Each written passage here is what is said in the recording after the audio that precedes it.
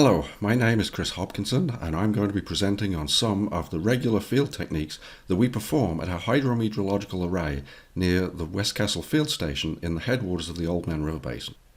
There are many different field techniques that myself and my grad students have to employ when in the field, but the 5 that we'll look at today are stream gauging, floodplain levelling, hemispheric photography, weather station and meteorological sensors, and precipitation gauge recharge. Now, of course, most of our field work starts back at the university, so let's get back to the lab and check in with Celeste and Linda to see what we need to do. So here we are in the Artemis laboratory. This is in fact one of 2 laboratories that I have here at the University of Lethbridge. This one we refer to as the wet lab. Around us we'll see various equipment that we use for hydrology, hydrometeorology, collecting runoff data in rivers, weather station information, and this is also where we do some preparation work. So here we are in the lab. We're getting ready for the field tomorrow. So we're in our preparation space, pulling out the equipment. And so what I'd like to do right now is just illustrate for you some of the tools that we'll be working with tomorrow. So working from my right to my left, here we have some of the data logger equipment. So this is a CR1000 data logger. We'll show this out in the field, set up on the weather station. So we use this to control the sensors that collect data, hydrometeorological data, and also to record or log that information. And for our telemetered weather station data, this also sends the information to the web so that we can view it in real time.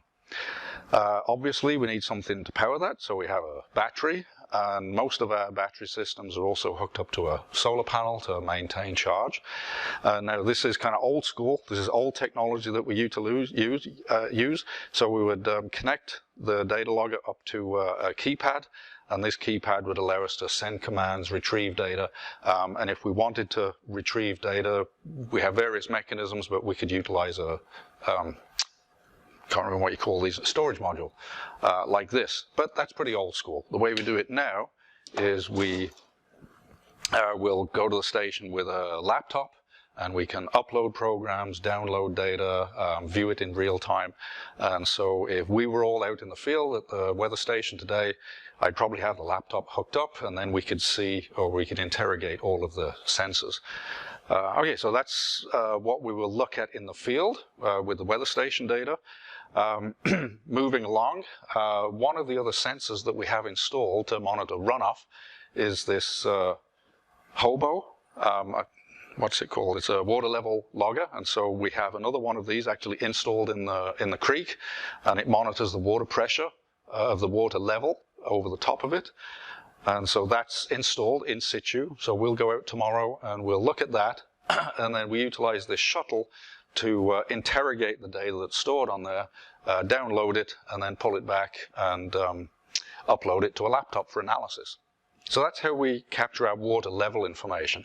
Now, once we have water level, we then need to convert that into discharge, which is the volume of flow through time. And of course, this is a more important value to us as hydrologists. So in order to get discharge, we have to convert water level utilizing some calibration coefficient or calibration algorithm. We do that by measuring discharge at multiple times through the year using a flow meter or some other mechanism to calculate discharge. This is a flow meter, and we'll show its operation in the field tomorrow. But we have a little impeller blade on the end there. We have a graduated measuring staff here. So we put that in the water, we adjust the height, and we measure the discharge, we measure the water flow or the velocity at various points along the river. And so we'll illustrate that in the field too. And there's the little impeller blade.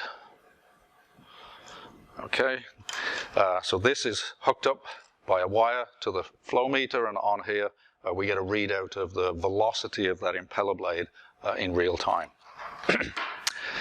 And very importantly, we use either a bridge that has measuring points on it, or we'll set up a tape measure across the creek so that we know where we're making our measurements across that river or creek cross section.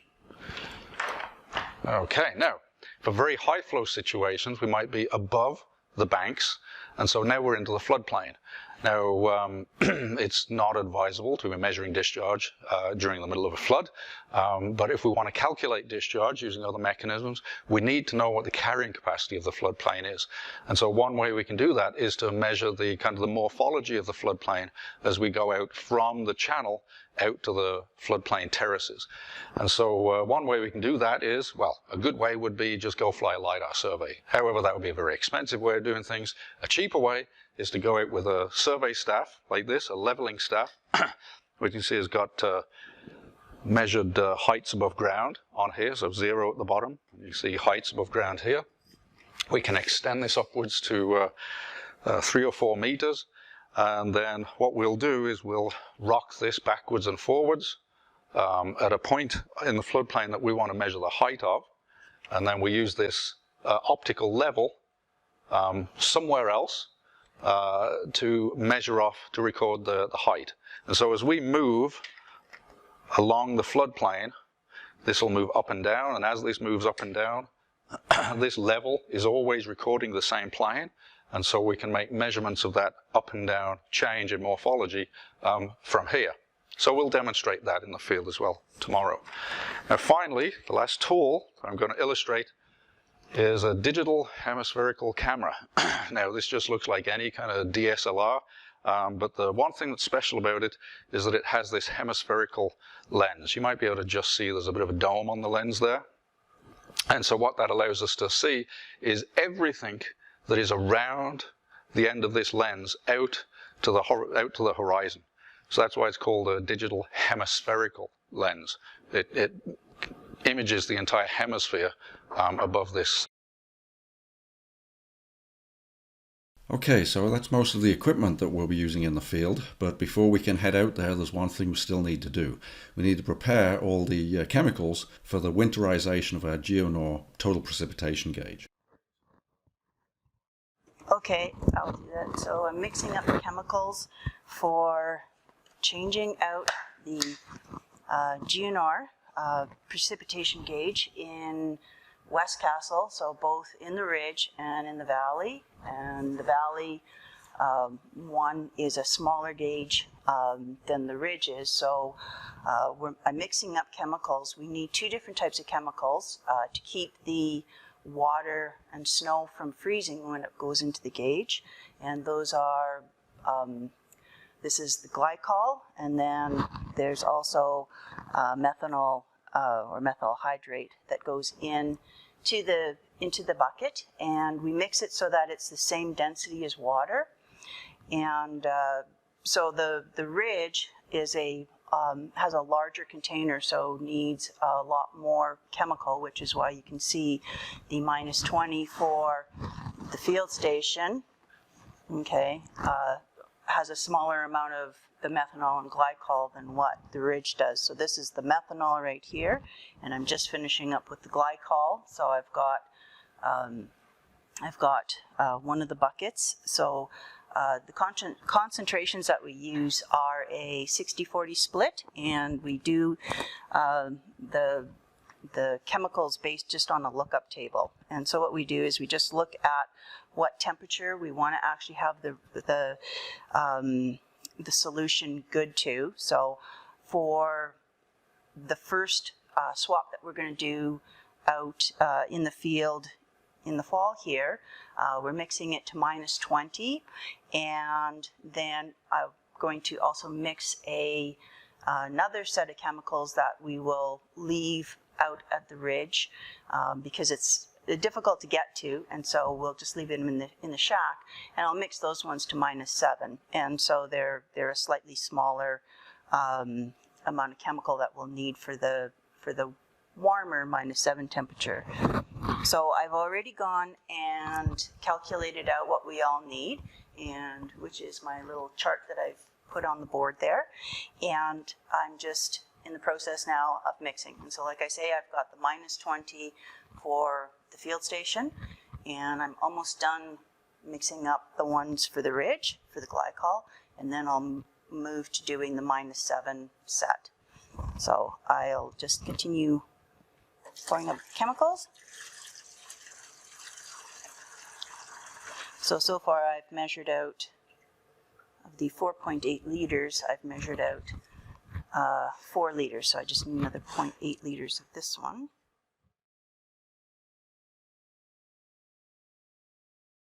Now the lab preps are finished, we can load up and head to Westcastle. Linda and Celeste in the truck, Chris and Tom on bikes taking advantage of the September sun.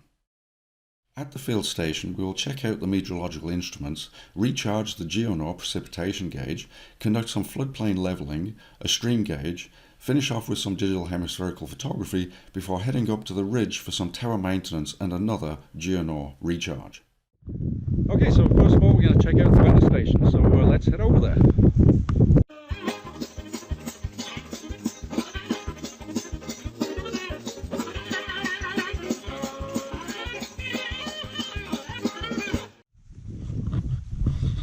So this tower behind me is the Westcastle field station telemetered weather station. We've got a number of sensors on that, and what we're going to do for the next few minutes is look at how we communicate with the sensors, the data logger technology, and talk about some of the measurements that the individual sensors make. So let's go have a look. So here we are at the weather station. We've just opened up the enclosure for the data logger and the power supply, and as you can maybe see up there, it's a real mess of wires. There's a lot going on in there. So what we're going to do now is kind of walk through each of the sensors and some of the technology that's helping us monitor the hydrometeorological conditions. So here we are looking at the tower with all the instrumentation on it. In the background there you can see our Geonor total precipitation gauge. We'll look at that in a few minutes. So if we get all the way up into the box, there's that mess of wires that I just mentioned. On the left hand side we've got a battery, power supply, and then we have 2 data loggers with lots of wires coming out of them. Those data loggers are connected directly to our sensors, and every few seconds or every few minutes a measurement is being made and stored on the data logger. So if we just move around to the side, you can see we have a couple of solar panels here. So these are what keep our battery fully charged. We have lots of backup on this system. You can see lots of wires going down to the ground there. We're also connected via network over to the field station over there. So we've got a trench all the way from the field station to the tower, and that's how we have live mains power. Here we are on the other side of the weather station, and what we can see if we move up to the tower is here in the middle of it, just by the side of the solar panels, you see this little shielded gauge. Now inside there we have a temperature and relative humidity probe, and as I just mentioned, that's hooked into the data loggers. Now as we move a little bit further up, you can see quite a range of sensors there. So starting on our left, we have a sonic ranger, an SR50. That's used for measuring snow depth, and adjacent to it in the little orange box we have an LED or a LiDAR based system which is also measuring ranges which we convert into snow depth. So they're not really doing a lot at the moment this time of the year, other than measuring grass growth, but real useful in the winter. Now if we move over to the other side of the boom there, we've got a 4-component radiometer. This is a net radiation system, so it's monitoring shortwave. That's solar radiation incoming and reflected from the ground surface.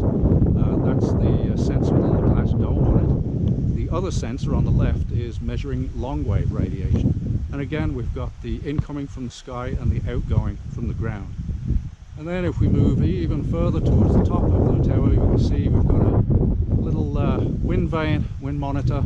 That's an RM Young, and it's monitoring wind velocity and wind direction. Great, so the wind's died down. Here we are down at the Geonor total precipitation gauge. You can see we got this thing that we're going to be pulling off in a minute. Rainfall, snowfall goes into that hole at the top, and there's a bucket in there, so we'll have a look at that in a minute. These weird looking vanes that we've got around that kind of go back and forth, make a lot of noise, these are actually to calm the wind and try and reduce the turbulence over the top of that orifice where the snow and the rainfall goes in. And so that is an attempt to try and increase the accuracy in the measurement. When it's really, really windy, these aren't enough, so they'll just go practically horizontal. But they do a decent job of normalizing input into this bucket. So what we're going to do now is we're going to pull off the top, look at the bucket, and we'll pull out the waste, because over a period of time this accumulates, and what we're trying to do is measure the amount of water that's being collected in there. Okay, so let's get to it.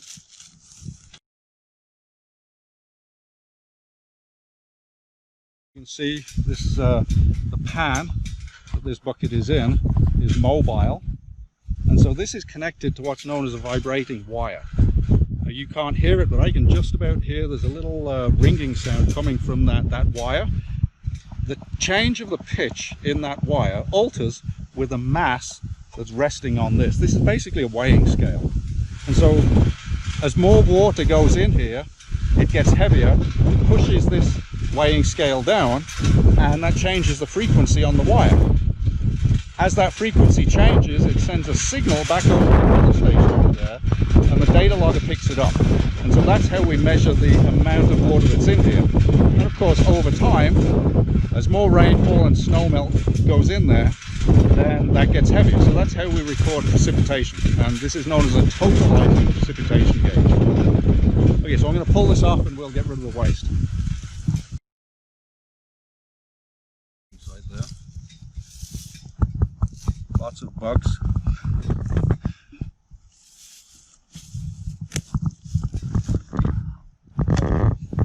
So here are the clean chemicals that we need to replace. These have already been mixed and measured in the lab back at the university.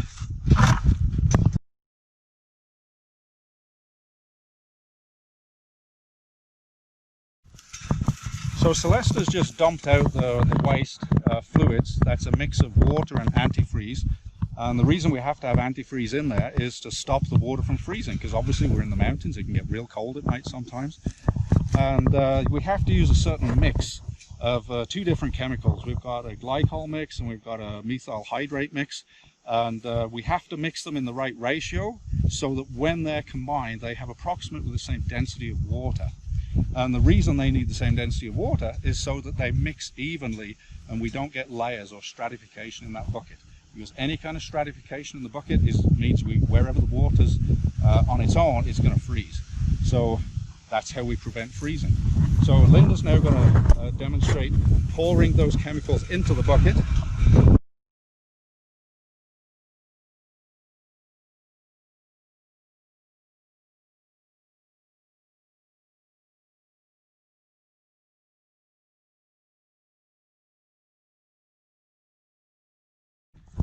Now, there's actually quite a lot of fluid in there. It comes up to about this level, but we need to have a lot in there because this mix has enough antifreeze in it so that if this was full with water, it would be able to withstand continuous temperatures of minus 20 degrees before it freezes.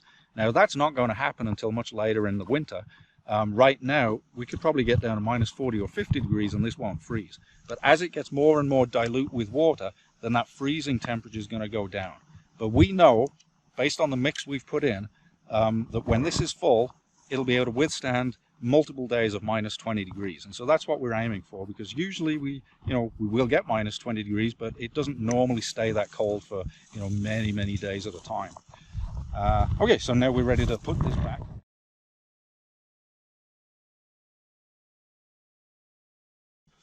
And what you can see Celeste doing there is there's a little grub screw on the other side that kind of locks out the spring balance. And so whenever we do a change, that's one thing that we do, is we kind of lock that out so that we don't damage the vibrating wire. So now that has been loosened off, now it's free, and now it's collecting data again. So we'll note down the time when we download the data logger, which is over on the weather station over there. We'll know at what time we did the changeover, and we'll be able to make adjustments. I almost forgot though, there's one last thing we need to do. Special ingredient, baby oil, or really any kind of mineral oil. We put this in, once we've got this all set up and laid out, we add this at the end. And the reason for that is when you've got water in there and it's real hot outside or real windy outside, you've got a lot of potential for evaporation. and we don't really want to lose the moisture that's in there. So one way we avoid that evaporative loss is to add this kind of insulating layer of oil over the top, and so that prevents water from kind of diffusing through and evaporating. You still get a little bit of loss, but at least this way you mitigate or you reduce the evaporative losses, and it makes for more accurate data. So we're going to use this entire 500 or 600 mil of oil in here. Just going to gingerly add this around the edge.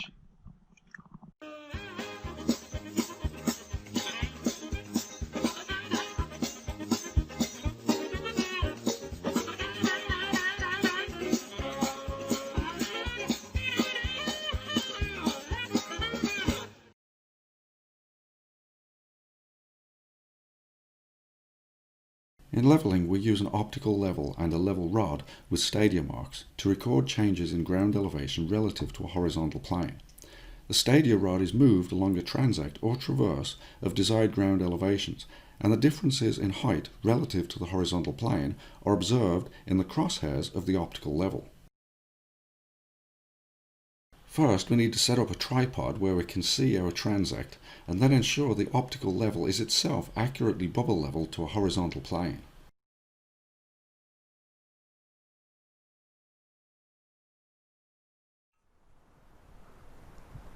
Okay, that all looks good. So right now we've got the level set up. In a minute we're going to do a stream gauge across the creek, and so what this is allowing us to calculate is the elevational change in the floodplain outside of the bank or the edge of the creek. So now we're going to see how the elevation changes, so that when the water levels rise in the river, we're able to estimate what the depth of inundation will be in the floodplain. Okay, so let's get to it.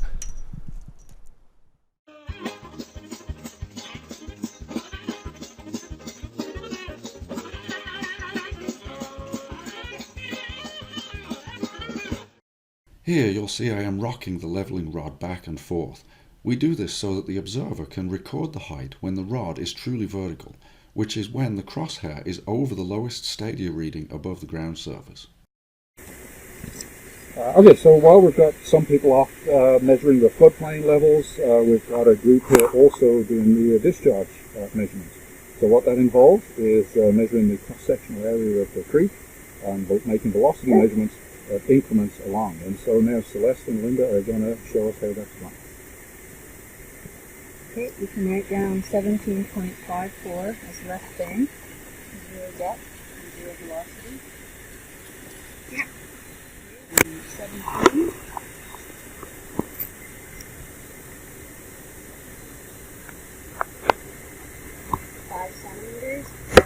The total channel discharge is the sum of all incremental discharges across the channel. For our cross-section on the Castle Creek, Celeste and Linda are making depth measurements every 1 metre along the tape, and then measuring flow velocity at 0.6 times the observed depth. These observations are recorded and the total discharge calculated back at the lab.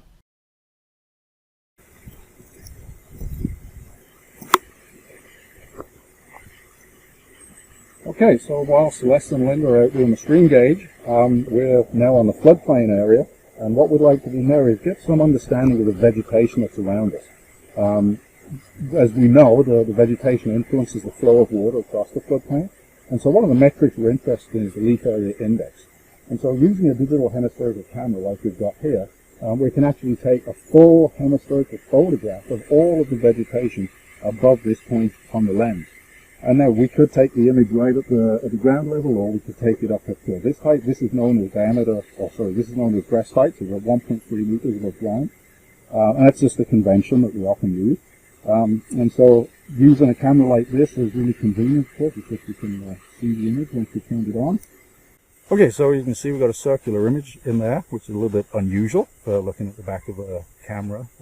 So what that's pulling together is the entire hemisphere in the one circular image. So when we're capturing the image in real time, one of the things that we need to consider is that we want to maximize the contrast between the sky and the branches. So there's a few things that we need to bear in mind for that. If we overexpose this image, we're going to lose some of the branches, we're going to get too much sky. If we underexpose too much, it's going to be too dark.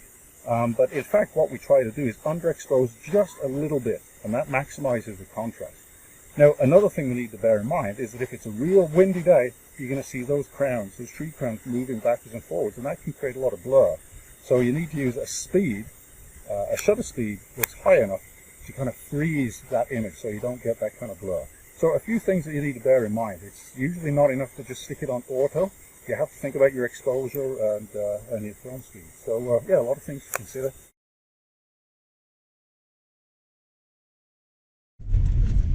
So Chris, where are we going and why? Okay, so we've just finished at the field station. Now we're heading up Castle Mountain Resort ski hill to the ridge. We have a weather station on the telecommunications tower there. That weather station is set up very similar to the one at the field station. So many of the same instruments, another Geonor. And what we need to do is we need to check a few things. We've got a camera that's not working. We've got to check on a wind monitor that keeps breaking every year. And so this is end of the summer season maintenance checks.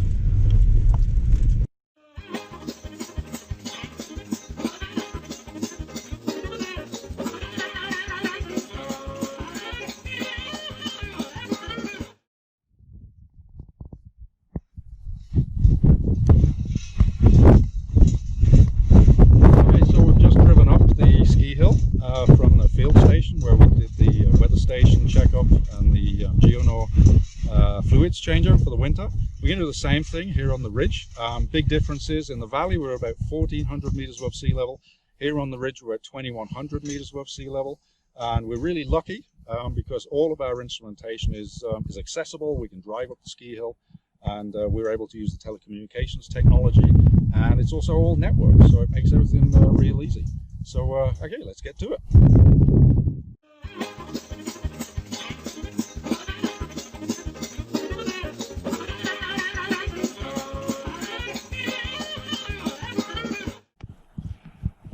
Okay, so we're all geared up with the safety equipment.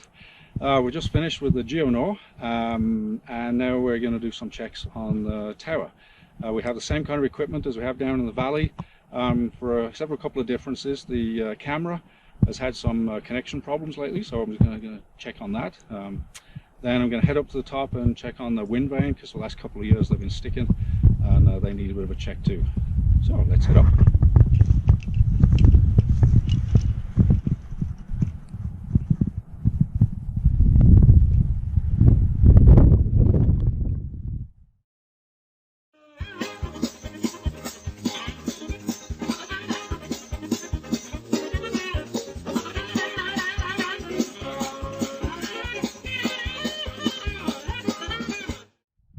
So here we are at the top of the telecommunication tower. We've passed a few instruments on the way up, but what I'm interested in right now, I think you can see, is the wind monitor. I've just checked the cables, they're clean, there's nothing frayed there, and the anemometer is spinning freely, so everything's good. This is awesome. It's one of those things you can't really check from the bottom. So that was a good climb, and my job was over, and it took a few seconds. But the really neat thing about being up here is, man, check out this view. Pretty cool, eh? A little bit smoky today. We got all the fires on the west coast in the US, a few burning in Canada right now, and so the smoke is blowing into the atmosphere, making things a little bit hazy. On a clear day, you'd probably be able to see all the way down almost to the US border there into Woodland National Park. But anyway, our job here is done, so let's get down.